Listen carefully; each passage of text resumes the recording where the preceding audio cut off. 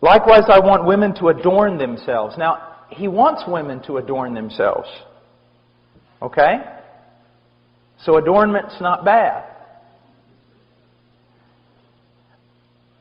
But that adornment, we're going to see, is in verse 11. In verse 10, it's good works, godliness, a quiet and submissive spirit. Now, but let's go on. He says, I want women to adorn themselves with proper clothing. That tells me that there is clothing that's improper for a Christian woman. All right? I mean, that's just logic. There is clothing that is improper for a Christian woman. Now, he says, the clothing must be modest. Modest. This is a very important. It's literally proper clothing with modesty is the way it goes in the original text. So, with modesty.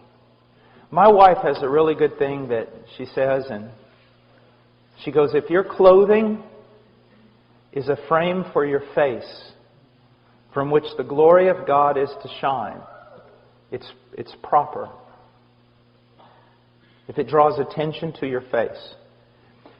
If your clothing draws attention to your body, to outline it, to make it noticed, then it's sensual.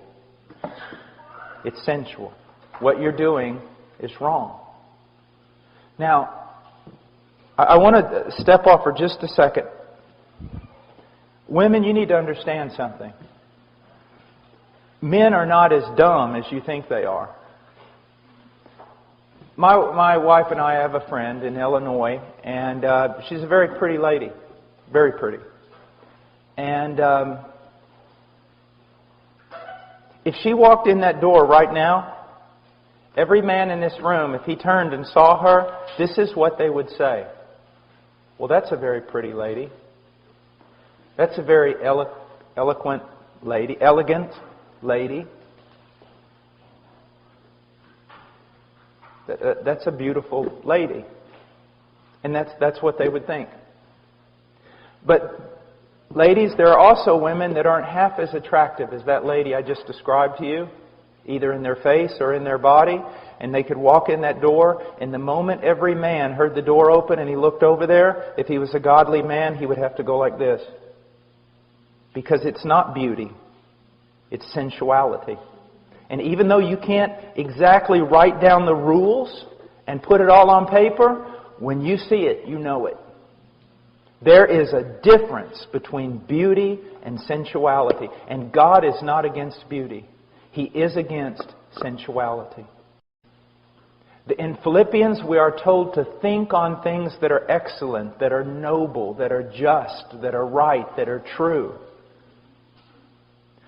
The way a woman carries herself and the way she dresses ought to promote the following types of words: modesty, discretion, wisdom, beauty, elegance, refinement, but not sensuality, luxury, extravagance. You know, extravagance, ladies, is when your husband wants you to take off your earrings so he can make them into lures to catch northern pike.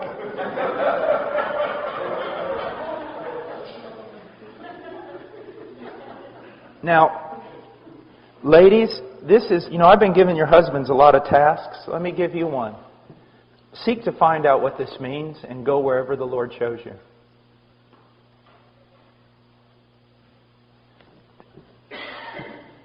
There is nothing more attractive than a woman who has this look of wisdom and discretion and nobility and simplicity.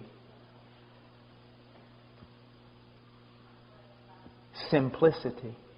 It's just a simple beauty about her.